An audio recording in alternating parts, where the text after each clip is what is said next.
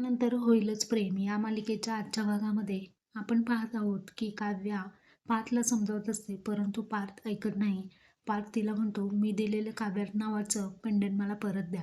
असं म्हटल्यानंतर काव्या बिचारी रडू लागते आणि ते पेंडंट काढत असताना तिला खूप वाईट वाटतं. पार्थ ते घेतो आणि तोडून खाली टाकतो. बिचारी काव्या ते पेंडंटचे तुकडे जोडत असते.